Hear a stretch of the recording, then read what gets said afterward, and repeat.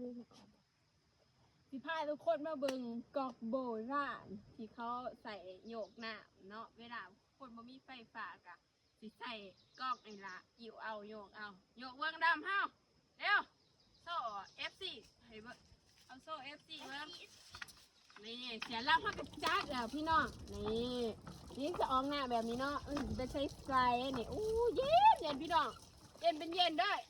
น้อดำเนาะกินก็ได้เนาะพี่น้องกินก็ได้อาบก็ได้ใส่ก็ดีอู้สุดยอดได้พี่น้องเอ้ยพ่อห้างหัวหน้าเย็นสวยหนานี่อู้ยมีแห้งพี่น้องเนาะกอกค่ะ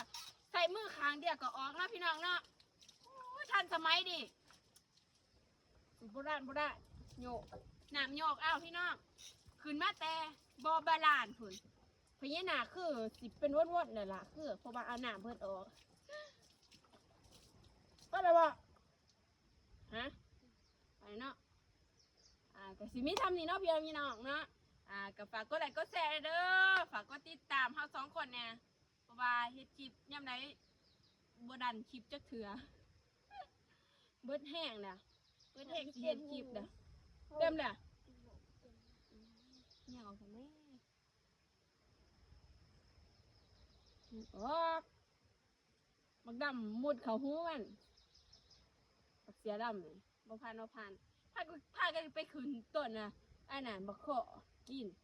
ก็ได้กินน้อยนึงมาเสียมือให้เอื่อยกะเอาบ่ได้ซ้ำได้น้อยเดียวต้นบักสูงๆเนาะบักเสียดำมันขึ้นไปหั่นน่ะมันขึ้นไปน่ะมันกระโดดมาคือมันไหนบ้างประมาณ4-5 หมากนี่ขวด1 2 ขวดมันกระโดดมาคือมันมาเอาไหลสูงได้ปีนไปกับใจมันขึ้นก็ยามันสูงจะมันไปดักขึ้นตอนไหน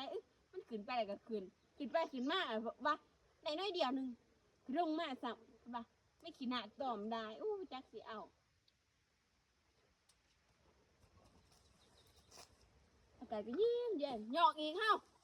หยอกใส่มันก็บ่เปลืองหรอกเพราะว่าน้ำหยอกบ่เสียค่าน้ำค่าไฟพี่น้องเอ้ยน่ะโอ้ยสวยหนาก็หยอกเฮา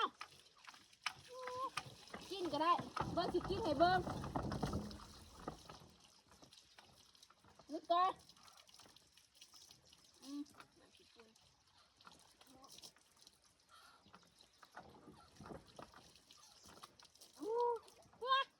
โคตรเย็นได้พี่เราเย็นสุดๆเลยเอาเมื่อยขึ้นงอสิย่างเมื่อยอีกเลย